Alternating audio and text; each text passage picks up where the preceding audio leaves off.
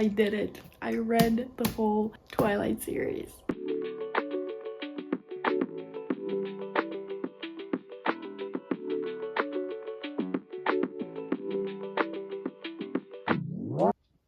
I'm reading Twilight for the first time in my life, and I thought I could document it because I just bought the whole book series. I got it secondhand for €9, which was a steal.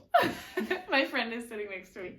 I thought I could read it because I just watched the movie, like, marathon, the whole series, and I thought I could read it now because it's the perfect timing. It's fall. I could kind of compare how similar, how different it is, and what the experience is, because now I've been really hesitating to start because I feel like I just have certain expectations because, I mean, the movie is a masterpiece. Come on. I have it connected to my childhood and like a bunch of memories. It's just like a, what is it called? Comfort movie, comfort series or whatever. So I'm kind of scared to read the books, and now I'm like 7 pages in, so I just started and I thought of making this video, but I'm already thinking about what I'm reading, you know, imagining the scene and like how it was and everything, and it's kind of time consuming or like mentally kind of exhausting already, and I'm 7 pages in because I'm like trying to picture the movie in it. So I'm gonna continue reading and I'm gonna update you on how it's going. You know, reading a book that you already know the story of is really strange because I know what to expect and I know the scenes, but at the same time they're kind of different, you know, because there's details obviously that aren't in the movies. So I don't know, it's a strange feeling. Hello.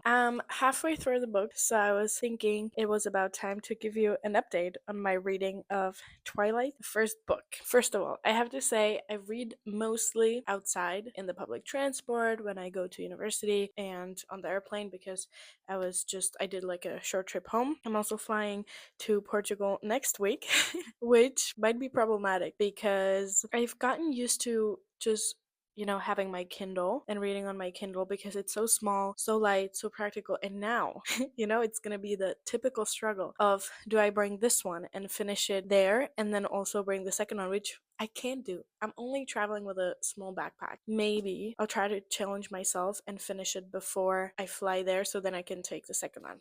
Anyways, that's not the point. What I was gonna say is, since I read it in public, I felt kind of ashamed a little bit for reading it. I don't know why. I mean, it's perfectly fine. Like, everyone can read whatever they want. But I don't know. I just feel exposed when people see it. But then I also got like good reactions. My friend from class, she was like, "Oh, are you reading this?" And she was like, "For the first time." I was like, "Absolutely yes." And she was like, "I wish I could be you." So it was kind of funny and cute. Apart from that, I have a couple of notes. Something I have to mention is that I really like, how do I explain this? Kind of like the little remarks that are, they're kind of like quote unquote subtle, but not for me who already saw the movies. For example, a lot of the times Bella just says some or thinks something like, how can he know that? Like, it's like he can read minds. And I'm like, really?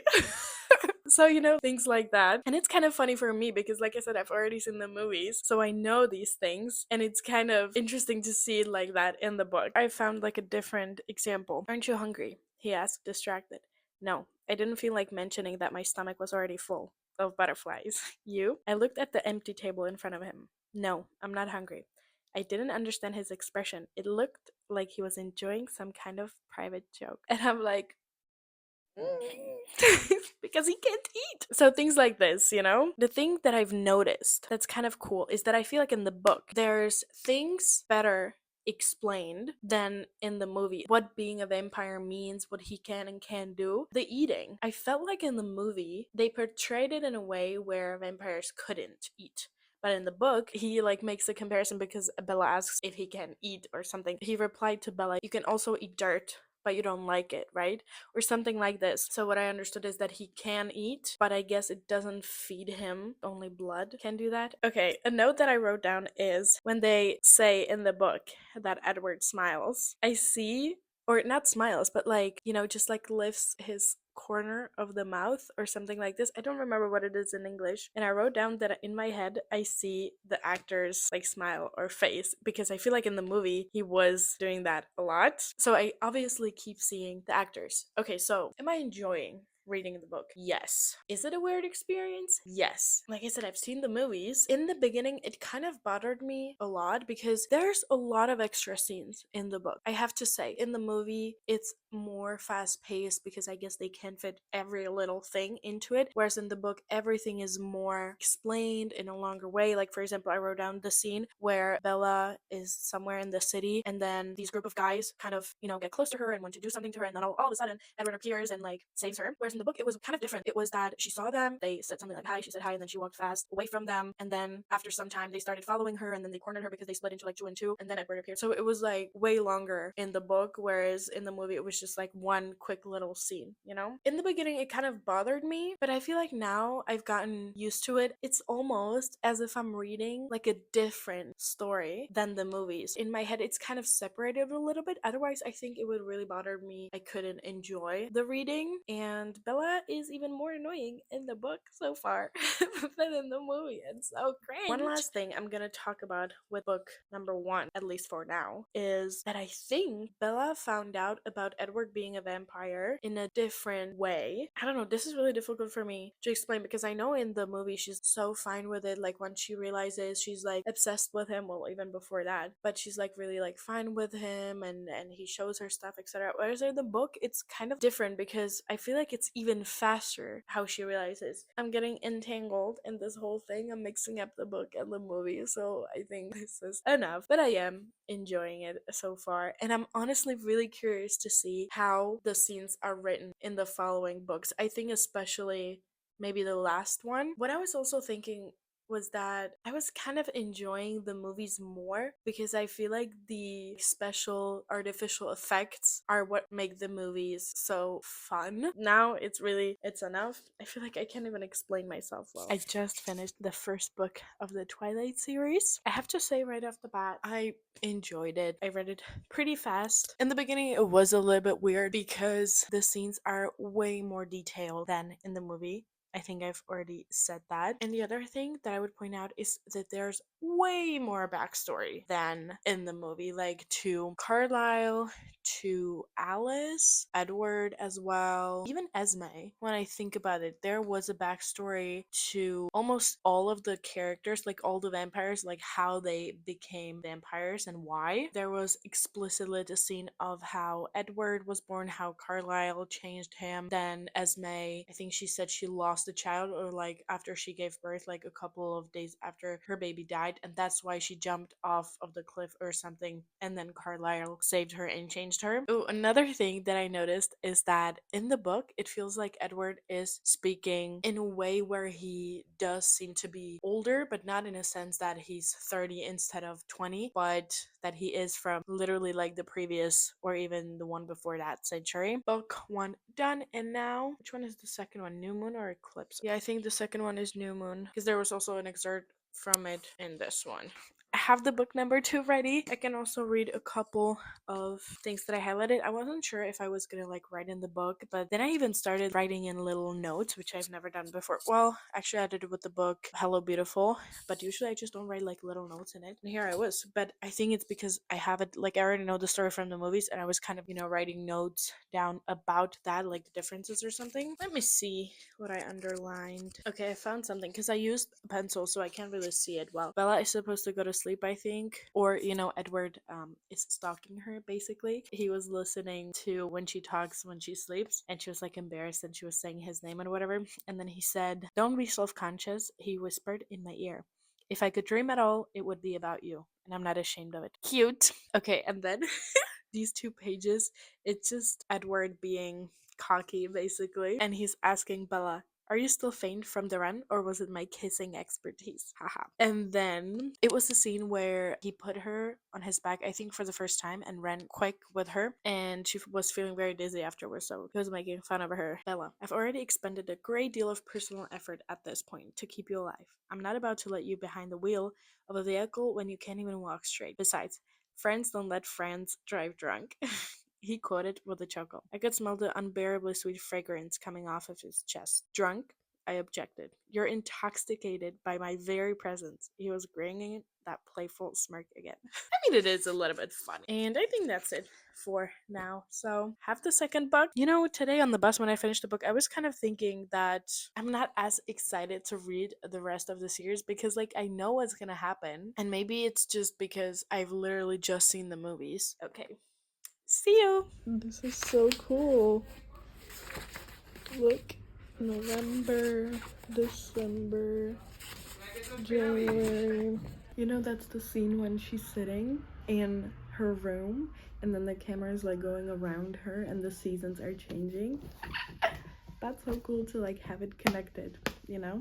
I'm almost done with the second book. I think I haven't said anything about it yet. Like, I completely forgot to film. But in the book, the story of Jacob and like him becoming a werewolf, they are making a way bigger deal out of it than in the movies. Like, I feel like in the movies, Bella just somehow found out and like it was fine. But in the book, it's like this huge secret, kind of like the Cullens, them being vampires. They're making it out to be like this huge secret that no one can know. And then the way Bella kind of finds out is because Jacob can't tell her, because like the werewolves also kind of communicate through their heads, and the leader of the pack, which is Sam, like he can kind of control them in a way, because if he puts out an order they have to follow it, and like they can't even go against it, you know, like physically they can't. The thing is that Bella finding out was so freaking dramatic. I clutched my head in my hands, trying to keep it from exploding.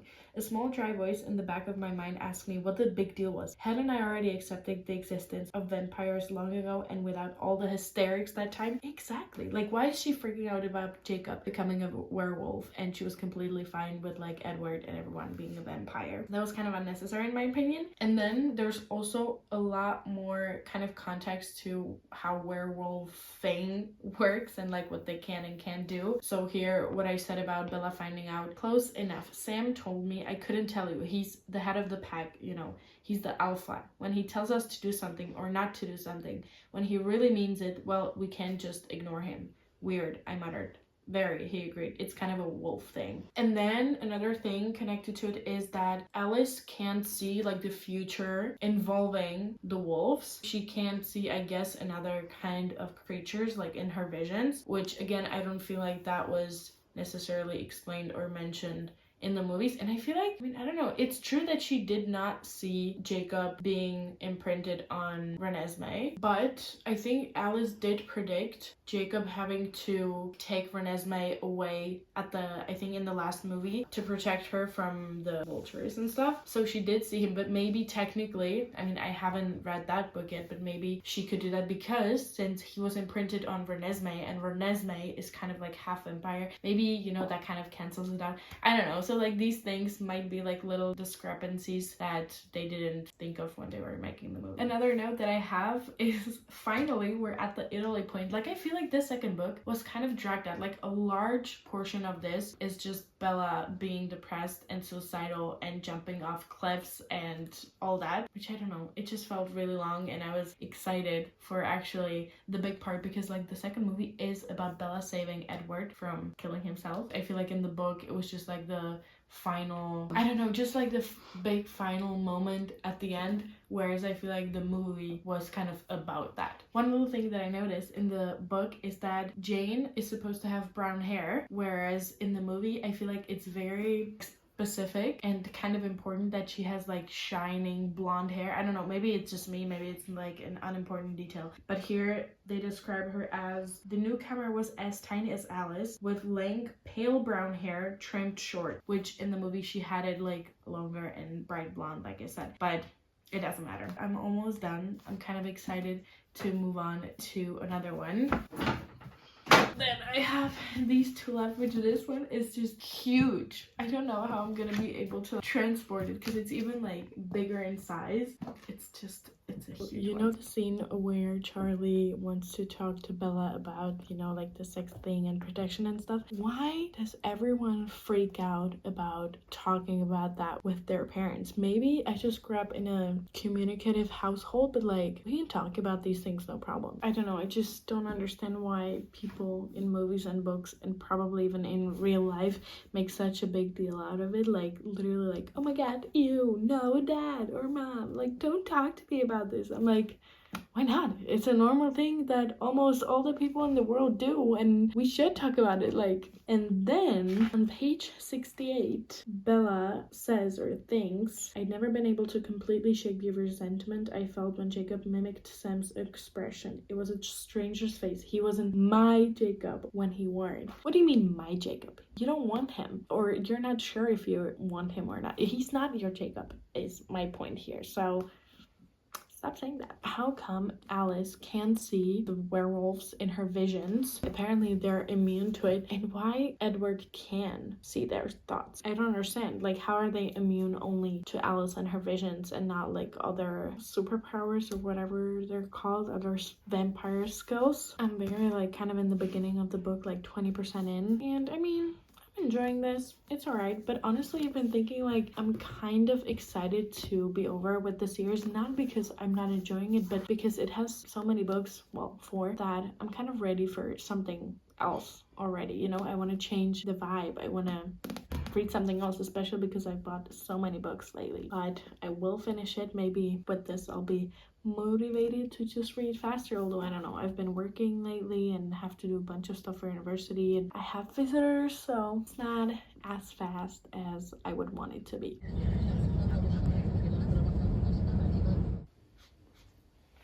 There's one quote that I wrote down when I was on the bus, and I want to underline it now because it's very cute. It says, look after my heart, I've left it with you. So cute, so romantic, and so true in a way. You know, when you're in love, I feel like you do give your heart to the other person.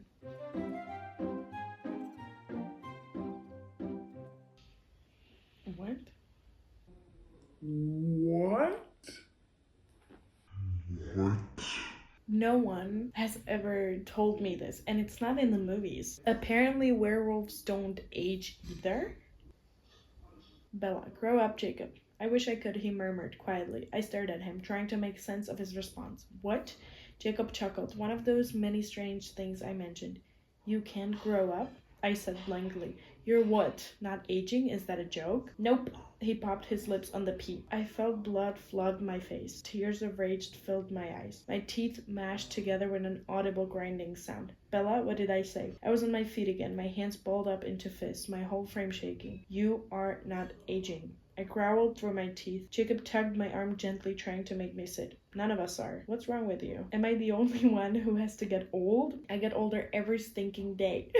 Oh my gosh. What the hell? And then he explains that they do age, but like later on. When we get enough control to quit, Jacob said. When we stop phasing for a solid length of time, we age again. It's not easy. Huh? That's really weird. And also Jacob is very hypocritical because he keeps like being mad about like the Cullens and like the vampires, where like they didn't choose it either. They are trying to be like technically as human as possible. They're eating animals, not humans, or their blood, so they would be like good people, you know. Then they're trying to protect people, yeah, and they don't age, so like they're not that different from the werewolves. And Bella even pointed it out. She was like, you know, you're also not like completely human. He's like, that's different. I'm like, come on, it's not that different. And especially now, if he's saying that they don't age either, like what the heck? I'm so confused with all of this. Also, how come Jesper's skills work on Bella? I thought she was supposed to be immune to everything.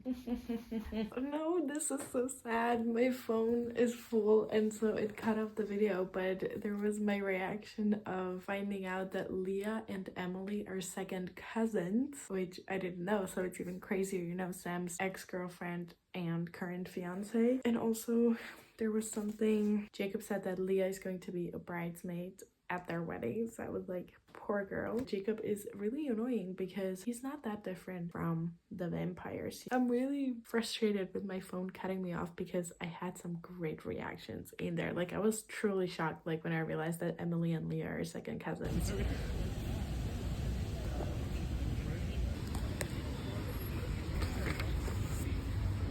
This is probably the first time that I preferred the books over the movie. I just read the part where the old quileutes, like the elders, explain their whole like story of how they came to be, and I got into the story, into the storytelling so much that I forgot that I was reading Twilight. Like, literally, I was so into it. It was so detailed, emotion tackling. It was really cool. Oh my god. And the part of the story is that human woman, the wife of the main wolf, saves him by putting the knife into her heart and like bleeding. So then the vampire that's trying to kill the main wolf distracts the vampire with her blood, and then the wolf can kill the vampire. And I just realized there's a part where Bella is like thinking about it. I was trying to imagine the face of the unnamed woman who had saved the entire tribe, the third wife. Just a human woman with no special gifts or powers, physically weaker and slower than any of the monsters in the story, but she had been the key to solution. She'd saved her husband, her young sons, the tribe. And I wrote down, it's what Bella will do to save Edward from Victoria. I just made the connection. Another thing that I just realized is that I feel like in the movies, Edward seems way more comprehensive and like fine with the situation with Jacob and stuff. Seems like he feels really guilty about everything, and he's totally fine with Bella hanging out with Jacob and stuff, whereas in the book I feel like it's not in that way at all. Like, both Jacob and Edward are very immature about the whole thing, and they're both like egoistic and whatever, whereas I don't know, in the movie Edward seemed kind of fine. Sometimes Bella is so annoying. I mean, a lot of the times actually, but like this time it's about the big fight that's coming on. I think Victoria and some random guy created the army of young vampires to kill Bella or something, and now she's basically forcing Edward to stay behind, and she's making it all about her. She's like, oh my god, I can't be without you for 5 minutes. She's so addicted to him, so like dependent, and I'm like, girl, can you just not for a second? Just let him breathe, and also let him do his thing. Like, everyone is trying to save her, and all the time she's just making it so freaking difficult for them. She's like, I don't want them to get hurt, blah blah blah. If she's there, there's higher probability of them getting hurt because everyone's just gonna go after her. It's just, girl, just chill.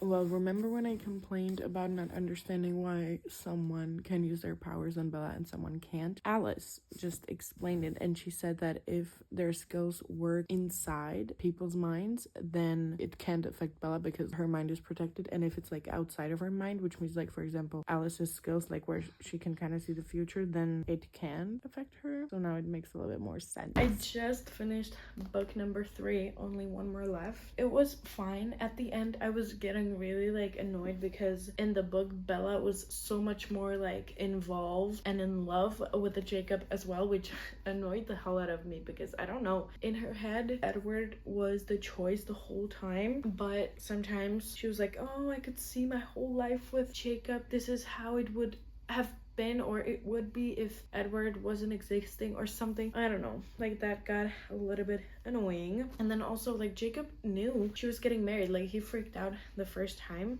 when they engaged. Now he got the invitation, he even talked about it with her, and now he got the invitation and he's like so mad and like running away. Maybe it's because now it feels more real. And then we watched the movies again. I literally just watched it, I think in September or October, and now because my friend is here, last night we were like feeling like watching it because we came back from like having some drinks and like 2 in the morning we were watching Twilight. And honestly, after reading the books and watching the movie again, I feel like it's so much more cringy than before. I don't know why, but it was so cringe to watch. I feel like it's kind of fun now reading the books, watching the movies again, so I have it like fresh in my mind and I can like keep comparing. Well, I'm almost halfway through the last book, and on one hand I'm really excited to be done with this whole series because it's literally the 1st of December today, and I just really want to read something Christmassy. I don't know if I mentioned it already, but I'm not the person to read read multiple books at once. I need to finish this first so I can move on. But on the other hand, I was thinking today that it's gonna be kind of not sad, but like strange to move on and read something else, because with this whole series I kind of knew what to expect. I knew the story, I knew the plots and everything, so I knew even though it wouldn't be like the best and biggest artwork in the whole world, I would still kind of enjoy it. When I'm gonna read something else, something new, I remembered that sometimes when I start reading a book, I'm not like sure about it, and it takes me some time to either start liking it, or sometimes I don't like it but I finish it anyways because I'm that kind of person. So what I'm trying to say is that with these books I kind of had the certainty, whereas with the new books I'm not gonna have certainty. It's like kind of a random stupid thought. Also, I'm very excited to read some new books because I've bought so many since then. I mean, all secondhand. I need to get through them. Some update. One thing that I noticed is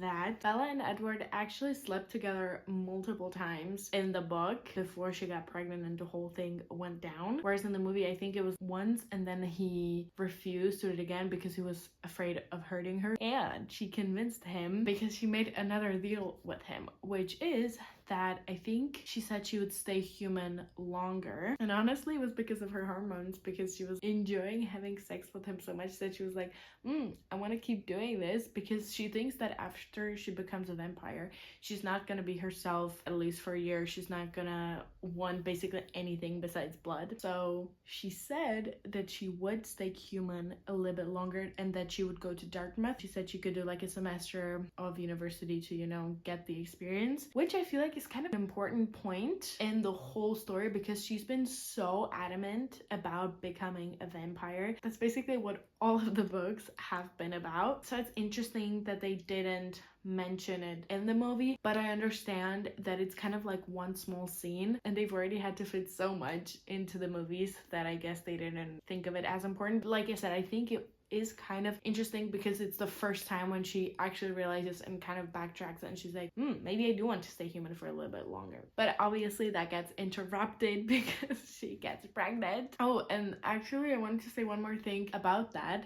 There were many more signs that she was pregnant than in the movie. Also, because she's like very pregnant, she's about to give birth because the Cullens went hunting, so I know. But there are hints that Jacob will imprint on Renesmee. Also, I don't know why people have issue with that name. Like, it's all over social media how like Renesmee is so cringe and they could have done a better job. Like, honestly, I feel like it sounds nice, and considering it's like both of their mothers' names joined, I mean, I feel like it's cute. Like, it doesn't sound bad. Reading through this really fast. I started this only a couple of days ago, and I don't know, maybe I'm like really hungry for the big finale or something, or I'm just ready to be done. And also it's really impractical to carry this around. I'm gonna try to finish it as fast as possible, and I'm gonna go read now. Ooh, I forgot to say, this last book is written from different POVs, different perspectives. So far I've had Bella and Jacob. I don't know if there's gonna be more. It begins like this, like book 1 Bella, and then where did Jacob start?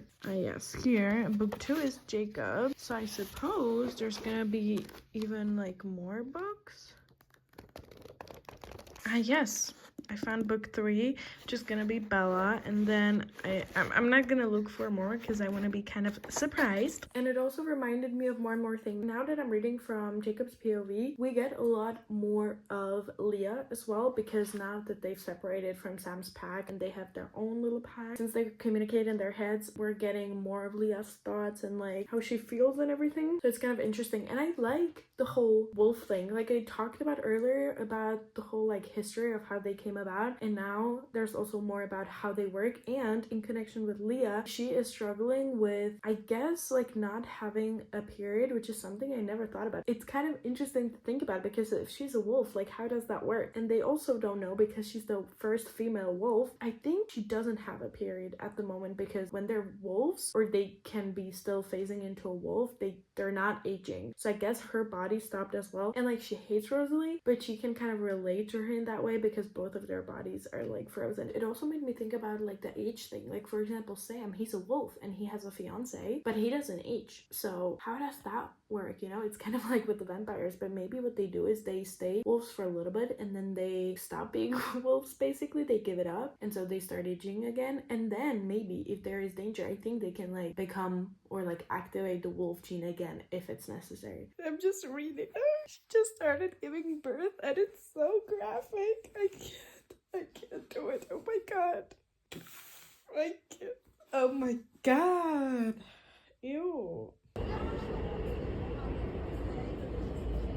I'm literally about to finish the whole ass series. In the last movie, when Bella goes to get like new passports for Renesmee and Jacob, you know, when the whole war is coming, there is more to that scene than just the like official dinner she has, well, dinner she has with the guy that she gets it from. And something really interesting is that when they're standing on the, I forgot what they always call it, the clearing, basically the big field where at the end the Volturi come and like, you know, before the big fight, you know how Bella projects her shield when Edward is walking over to the Volturi on the other side? In the movie, it seems like she can't reach that far and she can't protect him, but in the book she actually can, but she withdrew it because she knew that Otto needed to read Edward's mind to know that they're not lying and everything. So she like withdrew it on purpose so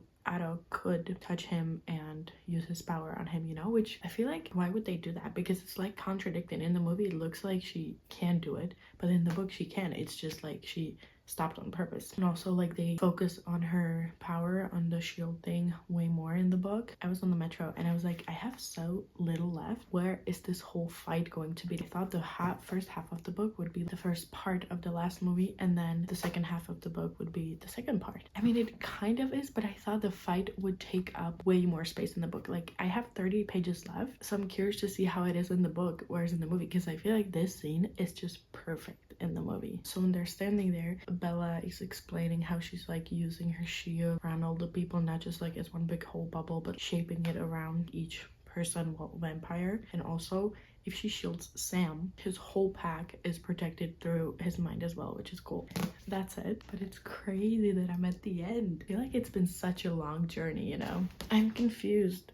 There's the scene when Alice brings the witnesses from Amazon, and this guy, half human, half vampire, Ada asks him, you were able to create an immortal? And then he answers, yes, but none of the rest can. Who's the rest? Okay, so he has sisters because his father, I guess, impregnates women. They have the child and they die because you can't really survive it if you're not Bella. God. Literally, last chapter.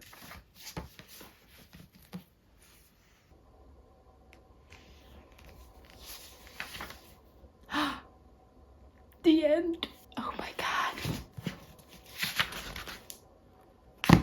I did it. I read the whole Twilight series. This review is long overdue because I finished the series in maybe, I think, the beginning of December, but I didn't have time to film this last part. So I would say that in general, I enjoyed reading the series. It was fun. I think the movies did the books good justice, but obviously there were things that they didn't put in the movies that were extra in the book, especially I think in the last scenes, especially the last scene where Alice is like envisioning this future where everybody basically kills each other. So I feel like in the movie it was way more interesting because it was very visual, whereas in the book it surprised me that it didn't take like a large part of the book. It was literally just like the last couple of pages, I don't know, maybe 20 or something. And I think, I don't remember exactly, but I feel like in the book the fight wasn't even happening or something. I think in the movie they did it a bit differently, but I think in a really like positive way. And I was kind of scared of that because in the movie it's very graphic, like you see the limb and heads being ripped off, which in the book it wasn't described, which I was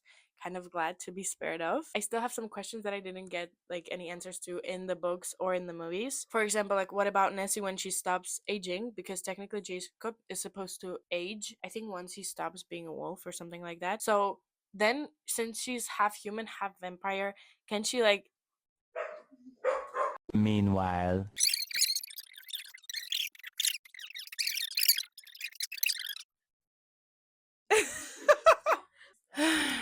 2,000 years later. And since she's half human, half vampire, could she potentially like have kids with Jacob or with someone else? It did surprise me a little that they omitted or portrayed some things differently. Like I said, for example, Bella changing her mind about postponing becoming a vampire, or her ability to like shield other people. The next time I read it, maybe I might notice some other things because I was kind of in a rush towards the end because I had exams coming up and everything, so I wanted to be done with it as soon as possible. But on the other hand, I don't know if I'm ever gonna read it again, or at least not anytime soon, because reading a whole series is a big commitment and then it takes you like a couple of weeks or months, and I don't like to read different books in the meantime. Like if I read a series, I want to read it all at once, so then it takes you quite a good amount of time. And I think one of my really favorite parts was the ancestor story of the wolves, because I don't know, I really got like drawn into it and I even forgot that I was reading Twilight. And I think Vampire Bella is superior and she didn't have enough spotlight, because I mean she was really cringe before she was vampire in the movies and also in the books, but I don't know, I feel like it would have been fun to kind of see more of their life as vampires because she stopped being clumsy and all of that. Yeah, so I think